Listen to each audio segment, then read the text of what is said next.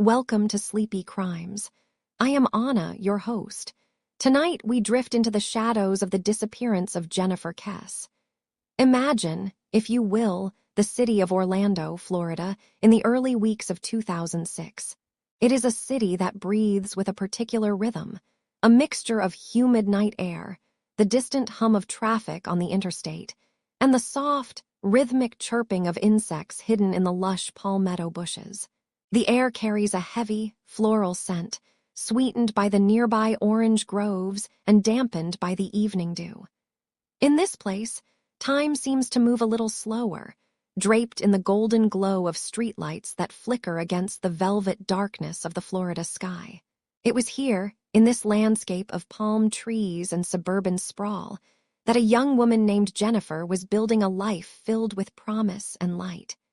She was 24 years old, a woman described by those who knew her as a dynamo, a vibrant soul who possessed a rare combination of professional steel and personal warmth. As we begin our journey tonight, let the world around you soften. Feel the weight of your blankets and the steady rise and fall of your breath as we travel back to a Monday in late January, a night that felt like any other, yet would become the final chapter of a story we are still trying to finish. Jennifer was a person of habit and ambition.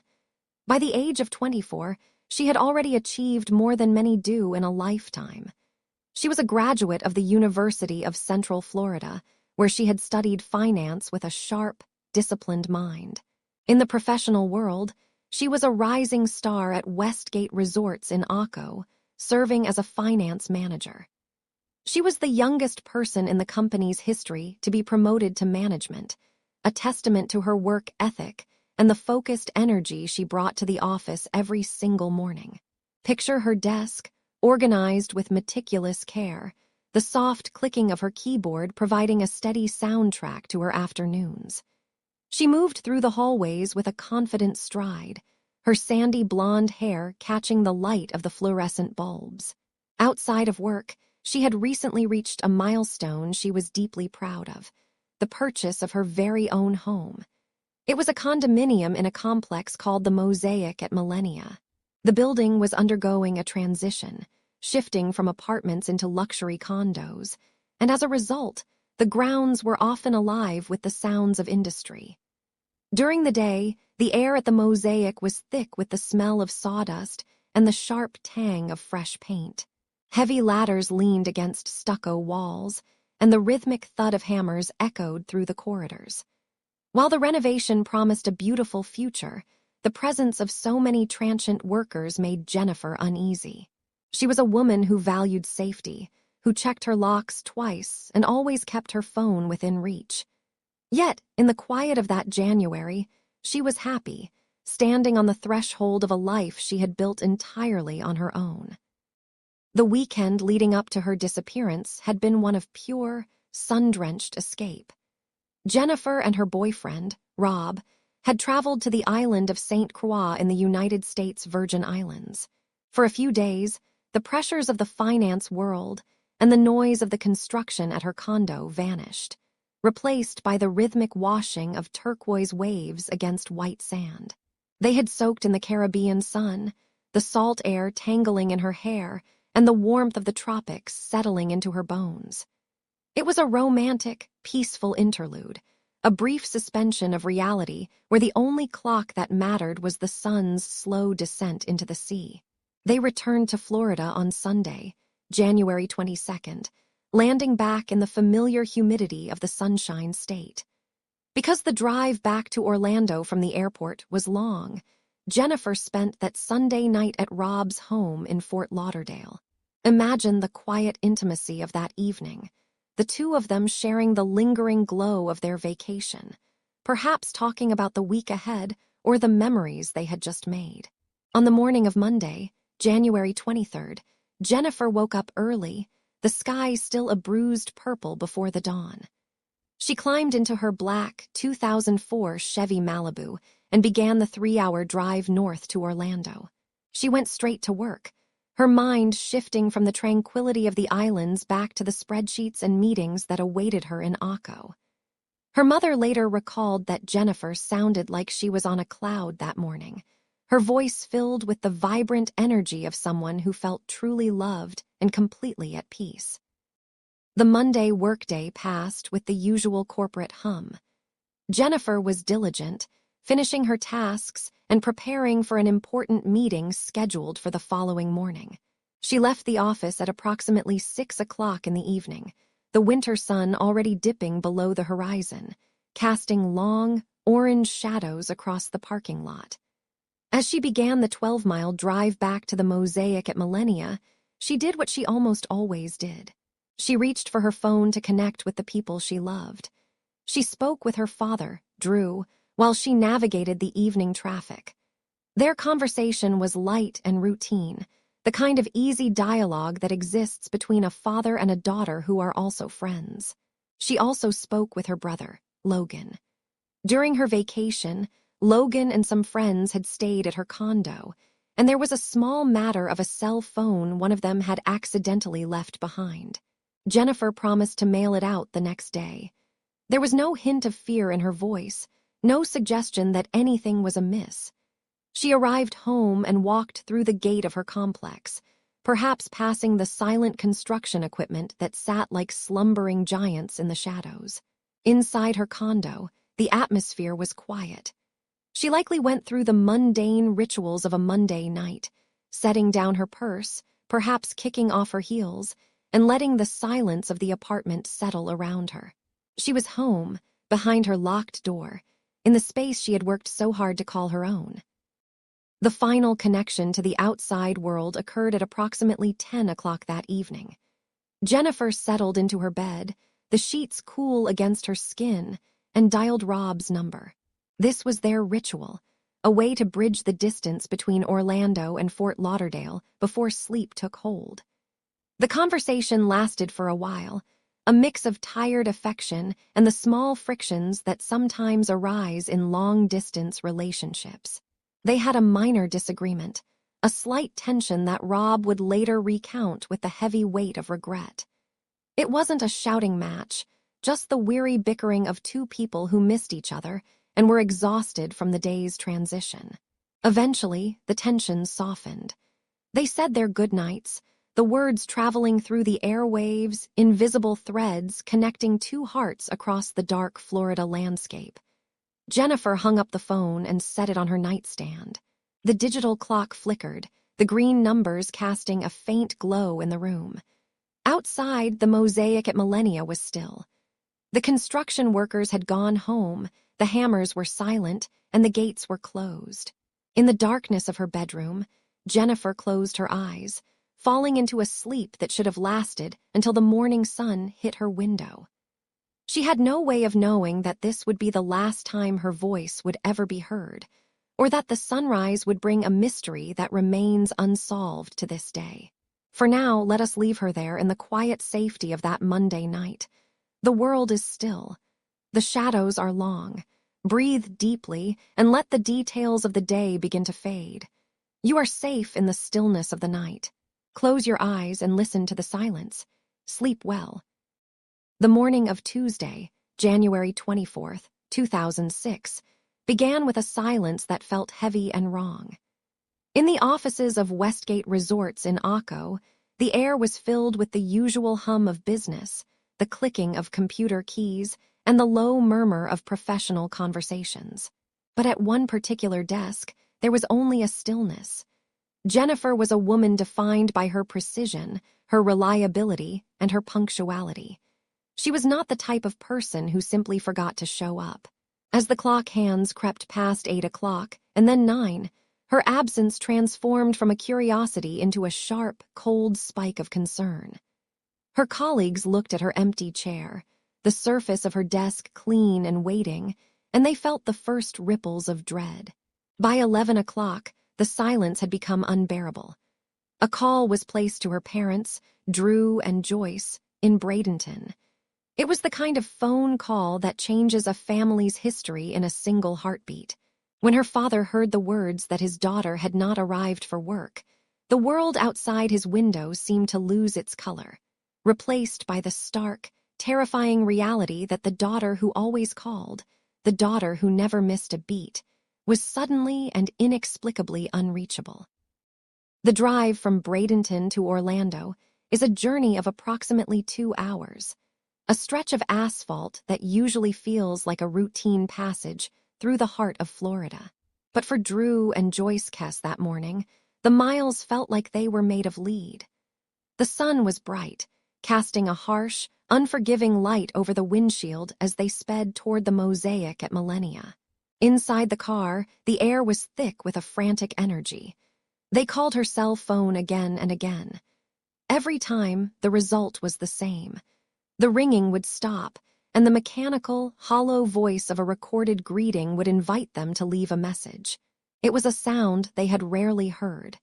Jennifer was the person who picked up on the second ring, who texted back before the notification had even faded. To hear that voicemail was to hear a confirmation of their worst fears. Their hands gripped the interior of the car, eyes fixed on the horizon, watching as the luxury condos of Orlando finally began to rise against the blue sky, looking like distant, silent monuments to a life that had been perfectly normal only a few hours before. When they pulled into the gated entrance of the mosaic at Millennia, the complex felt unnervingly quiet. It was a place of new beginnings, still smelling of fresh stucco and damp earth from the ongoing construction. The palm trees swayed in a light breeze, their fronds scraping against the sides of the buildings with a dry, rhythmic sound. The property manager met them with a set of keys, his face etched with the solemnity of the situation. As they walked toward Jennifer's building, the sound of their footsteps on the concrete seemed to echo in the corridors. They passed the units where workers were busy installing carpet and painting walls, the scent of chemicals and sawdust hanging in the humid air.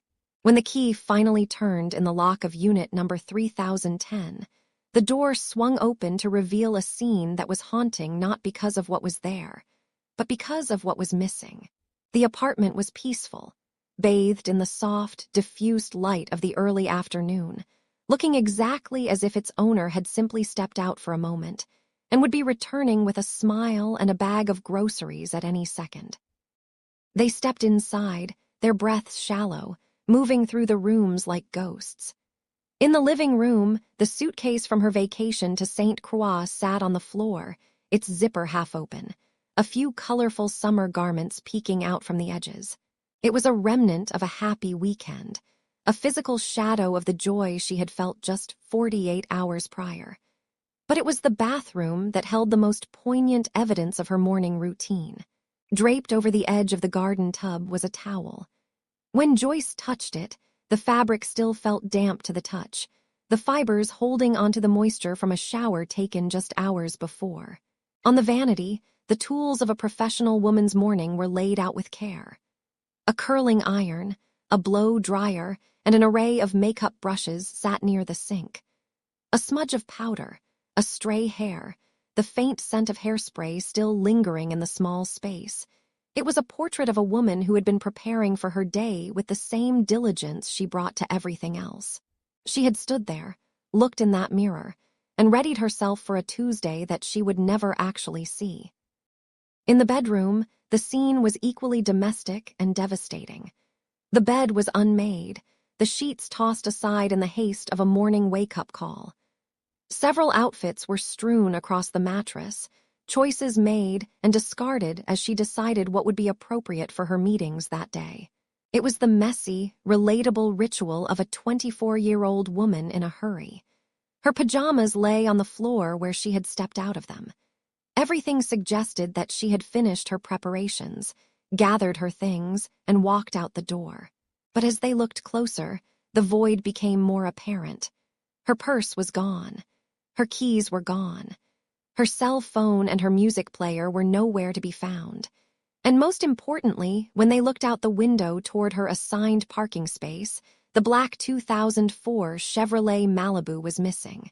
The space was an empty rectangle of gray pavement, a silent witness to the moment her car had pulled away. There was no sign of a struggle, no broken glass, no overturned furniture.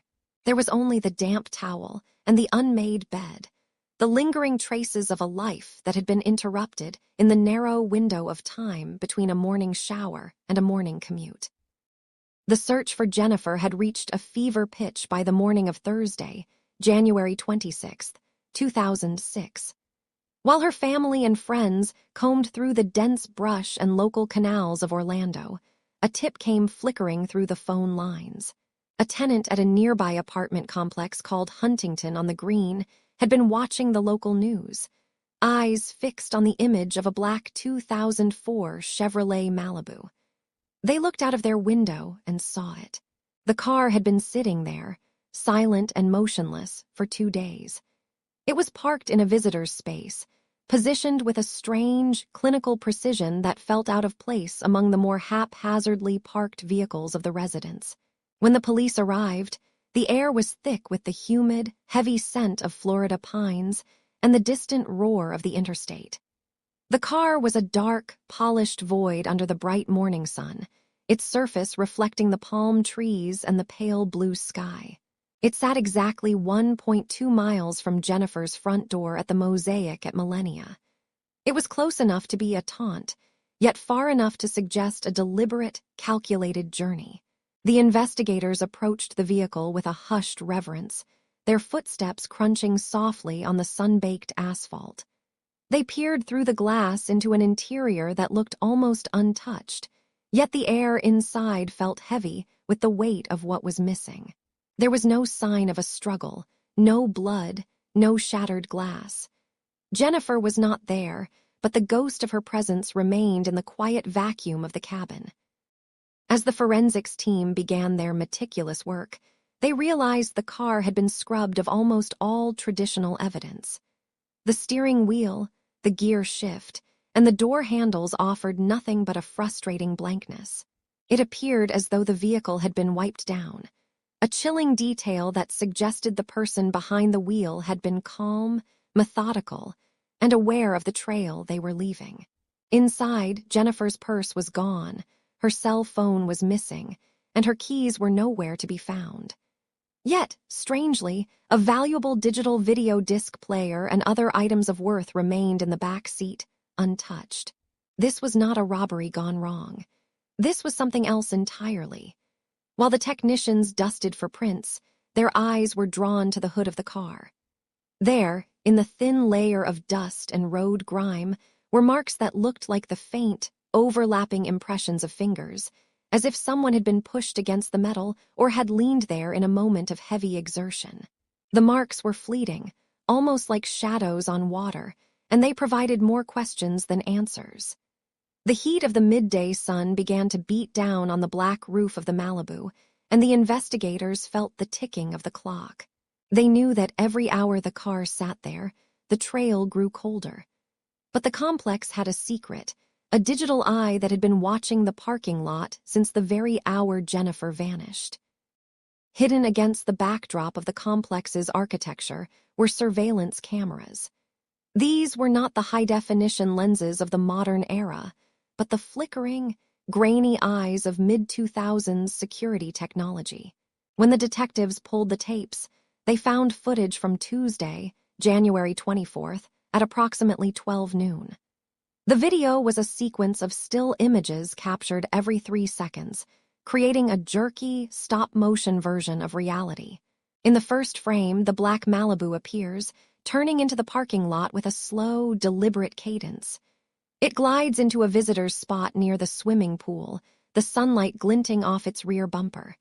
Then, the car sits. For 30 long seconds, the vehicle is a black rectangle of silence. We can only imagine what was happening inside that cabin in those 30 seconds. Was the driver catching their breath? Were they wiping down the surfaces with a rag, their heart pounding against their ribs? Were they looking at a photograph of Jennifer, or perhaps checking the mirror to ensure no one was watching? The tension in those 30 seconds of still footage is almost unbearable. Finally, the driver's side door opens and a figure emerges. This is the moment that has haunted the Kesse family and investigators for nearly 2 decades. The figure steps out into the bright Florida noon, a person of interest who seems to have been plucked from a nightmare, defined more by what we cannot see than by what we can. The figure begins to walk away from the car, moving toward the perimeter of the parking lot. They are wearing light-colored clothing, perhaps white or a very pale tan, which stands out sharply against the gray asphalt and the dark shadows of the trees.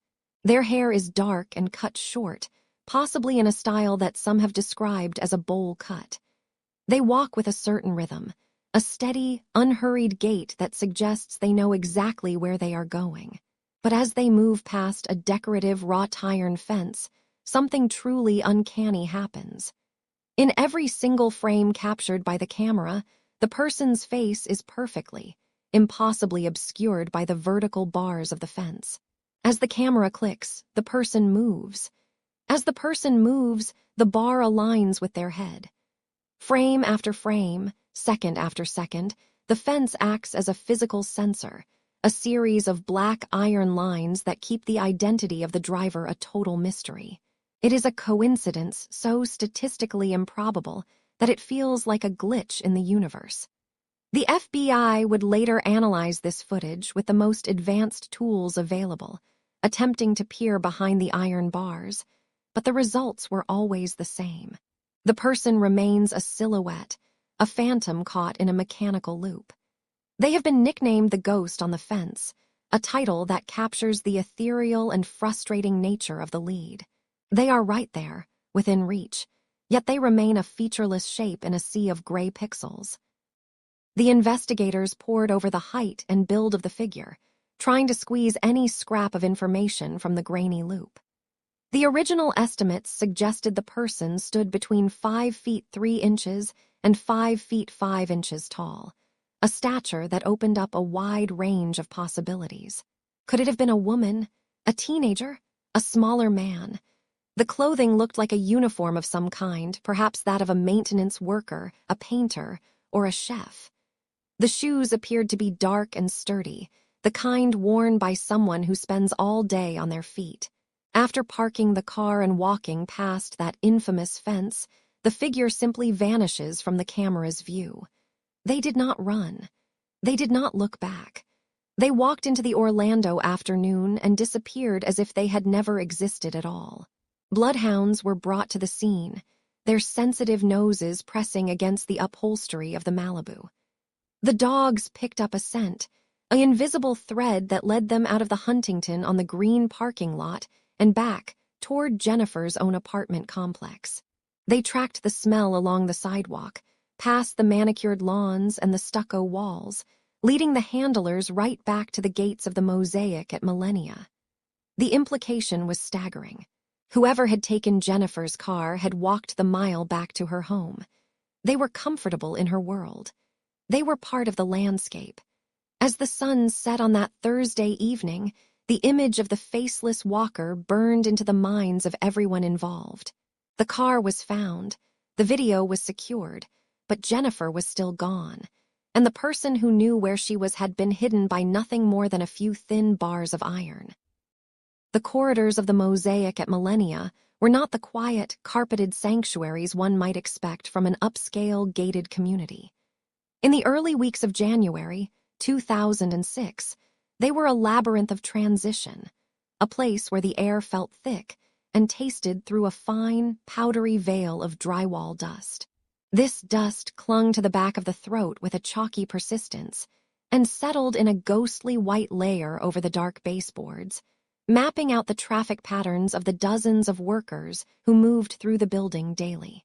The complex was in the midst of a massive conversion, shifting its identity from apartments to luxury condominiums, and that process left the structure in a state of raw, vulnerable exposure.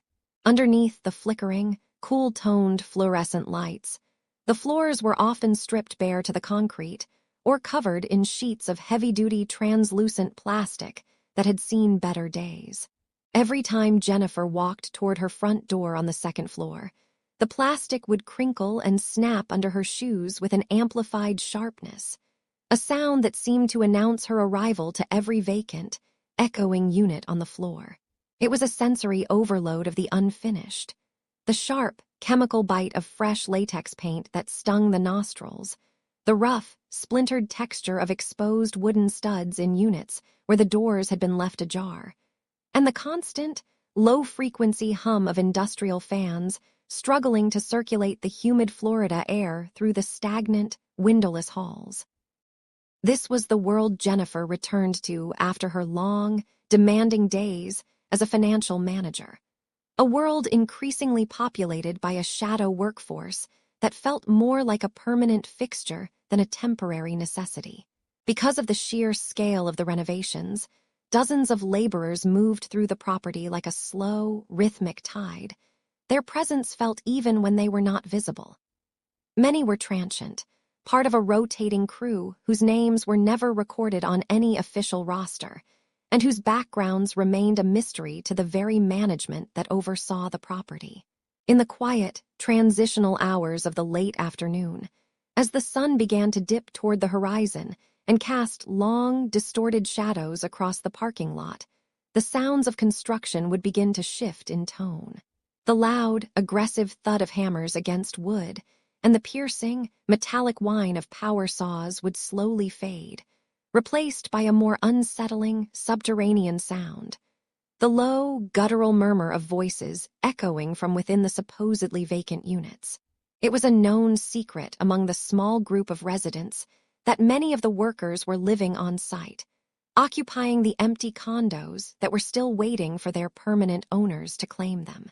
In the unit directly across from Jennifer's own home, reports later suggested that as many as 10 men might have been staying at any given time, sleeping on makeshift pallets and sharing a space that smelled of sawdust, old sweat, and the heavy atmosphere of a temporary camp. To Jennifer, these men were far more than just background noise. They were a source of growing, localized anxiety that she could not quite shake at the end of the day. She was a woman who valued her safety with a precision that bordered on the professional, a trait deeply embedded in her character. Her parents had instilled in her a profound and constant awareness of her surroundings from a young age, a vigilance she carried into her adult life like a protective, invisible cloak. But at the Mosaic, that cloak felt increasingly thin and frayed. She spoke often to her family and her boyfriend, Rob, about the specific way the workers would stop their tasks entirely just to watch her pass by. It was not the casual, passing glance of a neighbor. It was a heavy, lingering stare that made the short walk from her car to her front door feel like an arduous gauntlet. There were the catcalls, sharp, invasive whistles that pierced the heavy air, and the muttered comments in languages she did not always understand, though the leering intent was unmistakably clear. She felt like a specimen under a microscope. Her every movement, her schedule, and even her style of dress tracked by eyes that she could feel pressing against her back, even when she was safely behind her own locked door. When a maintenance worker was required to enter her unit for repairs or the endless cycle of painting, Jennifer never allowed herself to be truly alone with them, at least not in spirit. She would stand firmly in the open threshold of her doorway, her fingers gripped tightly around her cell phone, the plastic casing warm against her palm. She kept a family member or a friend on the line the entire time, her voice steady as she narrated the mundane details of her day, ensuring that anyone inside her sanctuary knew she was connected to a world outside those walls. She wanted them to hear her. She wanted them to know that someone on the other end of the line was listening for the slightest tremor or the sound of a door closing too quickly. She carried pepper spray on her keychain, the cold, hard metal a constant tactile reminder of the world's potential for sudden hostility. Even within the supposedly secure, gated perimeter of her community, the feeling of being an outsider in her own home began to take root like a weed.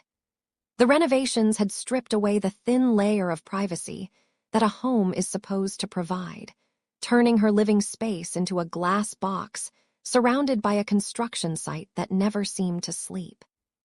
One particular worker, a man who would later become a figure of intense interest to investigators, had been inside her apartment just a week before she vanished into the Orlando morning.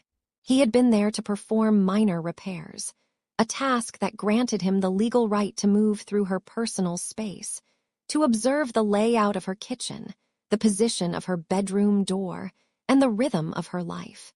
He was just one face among dozens, a figure that blended seamlessly into the landscape of neon, orange safety vests, and boots caked in gray mud. The private investigators who would later scrutinize the complex discovered a pervasive culture of discomfort among the female residents, many of whom felt the same prickle of unease. Other women reported similar unsettling encounters. Groups of men gathered in the dimly lit common areas after the sun went down, drinking from paper bags and watching the female tenants return from their jobs. There was a palpable sense of lawlessness in the hallways, a feeling that because the complex was in a state of flux, the normal rules of communal respect and safety had been suspended. The mosaic at Millennia was a place of high turnover and dangerously low visibility, where a person's existence could be swallowed by the gaps between the new drywall and the unfulfilled promises of a luxury lifestyle. The night of Monday, January 23rd, 2006, was the final time the air in that narrow hallway would feel even remotely normal to Jennifer. She had spent a long evening talking to her parents on the phone, her voice weary from the drive back from her Caribbean vacation, but settled into the familiar comfort of her own space. She was in her sanctuary, her doors were double-locked, and her alarm system was presumably armed against the night. But outside that door, the hallway remained a dark, porous artery of the building. The unit directly across from hers remained, filled with the low, rhythmic whispers of men who had spent weeks observing her schedule, who had seen her come and go with the mechanical regularity of a clock. As she prepared for bed, laying out her professional clothes for the next morning's important meeting, the building around her breathed with the restless sounds of its own reconstruction. There was the occasional creak of settling floorboards, the distant, rhythmic drip of a leaky pipe, and the soft, collective breathing of the complex's hidden, unrecorded occupants. The trap was not just set in the physical world of locks and hinges, but in the very environment she had chosen for its promise of security. The whispers in the hallway were no longer just a background noise. They were the sound of a shadow, finally moving into the light. The years did not simply pass. They accumulated like a fine, gray silt over everything the Kesse family touched. By the time the calendar turned to 2012, and then drifted toward 2015, the initial frantic energy of the search had been replaced by a heavy, suffocating stillness. In the halls of the Orlando Police Department, the cardboard boxes containing Jennifer's life, the witness statements, the grainy photographs, the scribbled notes from those first desperate hours, sat on metal shelves under the hum of flickering fluorescent lights. The air in those storage rooms always smelled of ozone and old, drying adhesive, a sterile environment where hope often went to sleep. Outside, the world moved on. The palm trees along the Florida Turnpike grew taller, their fronds rattling in the salt-tinged breeze, and the bright, neon pulse of the city continued its restless rhythm. But for Drew and Joyce Kesse, time had become a circular trap. They were living in the echo of a door closing on a Tuesday morning in 2006, a sound that refused to fade.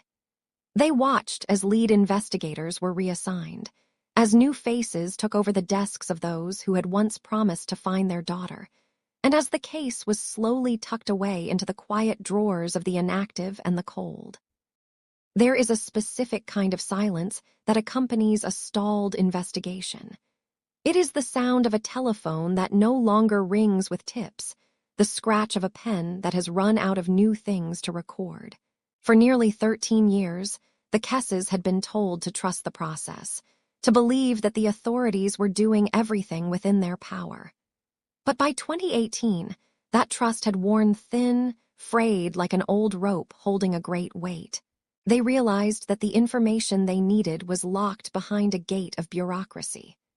Whenever they asked for the files, for the names of the people interviewed, or for the raw footage from that afternoon at the Huntington on the Green, they were met with a polite but firm wall. The case was active, the police said, and because it was active, it was protected. It was a cruel paradox. The case was too active to share, yet it was not active enough to solve. The frustration felt physical, like a tightness in the chest that wouldn't release. Drew Kesse began to envision a different path, one where the parents became the protectors of the evidence, where the dining room table would become the new headquarters for a search that the state seemed to have forgotten. In December of 2018, the Kesse family did something unprecedented. They filed a lawsuit against the city of Orlando and the Orlando Police Department. It was a bold, desperate move to sue the very people they had relied on for over a decade. Imagine the atmosphere in that courtroom. The polished wood of the benches, the muffled sound of footsteps on heavy carpeting, and the sharp, rhythmic tap of the judge's gavel. The air was thick with the scent of floor wax and the tension of a family demanding the right to know the truth about their own child. The police department argued that releasing the files would set a dangerous precedent, that it would compromise the integrity of the investigation. They spoke of the thousands of hours logged and the sanctity of the witness list. But the Kesse's attorney spoke of a different integrity, the right of a mother and father to see the work that had yielded no results for over 4,000 days. They were asked to pay over $18,000 just for the privilege of receiving records that the police warned would be heavily redacted, covered in thick, black lines of ink that would swallow the very names and details they were searching for. It was a battle of attrition, fought in the hushed, shadowed corners of the legal system. Victory arrived in March of 2019, not with a flourish, but with the heavy thud of paper. A settlement was reached, and for the first time in Florida history, a family was granted the right to take over the lead of a missing persons investigation. When the files finally arrived, they were not a neat digital folder, but a mountain of physical reality. There were 16,000 pages. Think of the sheer weight of that much paper, thousands of individual sheets, each representing a moment, a person, or a failed lead. The Kesses received 67 hours of video and audio recordings, a digital archive of voices from a decade ago. When they first opened the boxes, the smell of the ink was overwhelming, a sharp and chemical scent that felt like a bridge to the past. They saw the original tips from 2006, some of which had never been fully explored. They saw the names of construction workers who had vanished shortly after Jennifer did. They saw the photos of the interior of her condo, captured in the amber of a crime scene flash. It was as if they had been handed the keys to a labyrinth, and for the first time, they were the ones holding the lantern. The transition was complete. The Orlando Police Department stepped back, and a private investigative team, led by a former federal agent named Michael Toretta, stepped into the light. The Kesse family had essentially become their own detective agency. Their investigators didn't work in a precinct. They worked from home offices and across kitchen tables, fueled by a relentless, personal fire. They began to look at the case with a fresh perspective, unburdened by the institutional fatigue that often plagues long-term investigations. They revisited the theory of the workers at the Mosaic at Millennia, focusing on the men who were laying carpet and painting walls in the empty units. They looked at the tip about a rolled-up carpet being dumped in a nearby lake, a detail that had once been dismissed. The investigation was now a mosaic itself, being pieced together by hands that would never tire. While the official detectives had moved on to hundreds of other cases, the private team had only one. Every page of those 16,000 was read and reread until the corners were soft and the ink began to smudge. They were no longer waiting for a phone call from the authorities. They were the ones making the calls, chasing the shadows that had been allowed to lengthen for far too long. Imagine the air in Orlando. It is heavy, thick with the scent of night-blooming jasmine and the damp, sweet promise of rain that never quite falls. For 19 years, This air has hung over the mosaic at millennia, largely unchanged while the world outside moved relentlessly forward. It has been 19 years since that Tuesday morning on January 24th, 2006. 19 years of silent mornings, where the sun creeps over the horizon, catching the tops of the palm trees and the red-tiled roofs, but failing to illuminate the hidden truth. The seasons in Florida do not change with the sharp, cleansing bite of winter. Instead, they slide together in a humid blur of heat and shadow, much like the memories of a life that was paused at 24 years old. Every night, the crickets in the tall grass provide a rhythmic, pulsing soundtrack to the stillness, and the distant hum of the interstate serves as a reminder of the thousands of people moving through the dark, unaware of the mystery that lingers in the quiet pockets of the city. Every day, the clock ticks in the silence of a room that remains a snapshot of a life interrupted, a Tuesday that never truly ended. In the quiet of a lamplit office, the sound of paper being turned is like a dry, frantic whisper. After a long and painful legal battle that concluded in 2019, the Kesse family finally held the physical weight of their daughter's absence in their hands. They received 16,000 pages of documents. 16,000. It is a staggering, overwhelming number, a mountain of ink and paper that represents every lead, every desperate tip, every dead end, and every minute of the investigation that the local police once kept behind locked doors. Each page has a distinct texture, smelling faintly of old office dust and the passing of decades. As you run your fingers over the smooth surface of the reports, you can feel the indentations of the typewriter and the sharp edges of the folders. There is a specific kind of spiritual exhaustion in reading 16,000 pages, looking for the one sentence, the one misspelled name, or the one overlooked witness that might finally bridge the gap between the known and the unknown. The family spent over $18,000 just to see these words, to look into the eyes of the investigation that had grown cold, and to demand that the search continue with a fresh perspective. And then there is the video. It is a grainy, flickering loop, a digital ghost story that plays out in haunting black and white frames. Every time the footage starts, there is a subconscious hope that this time, the camera might see just an inch higher, or the person might turn their head. The person of interest walks past the black metal fence of the Huntington on the green apartment complex, only 1.1 miles from where Jennifer lived. They are captured only 3 times every second, creating a stuttering, unnatural rhythm of movement. The individual is estimated to be between 5 feet 3 inches and 5 feet 5 inches tall, their frames small against the backdrop of the parked cars. They wear light-colored clothing, perhaps the dusty white of a painter or a laborer, their gait steady and purposeful. Their face is always, cruelly, hidden behind the vertical bars of the fence in every single frame. You can almost feel the dry heat of the noon sun on the asphalt in that video, hear the ghost of the wind through the chain link, and feel the sheer, agonizing frustration of a mystery that is visible, yet completely untouchable. It is a silhouette that haunts the dreams of those who still look for her, a phantom who stepped out of Jennifer's black sedan and simply walked into the bright Florida light, disappearing as if they were made of nothing but sunbeams and smoke.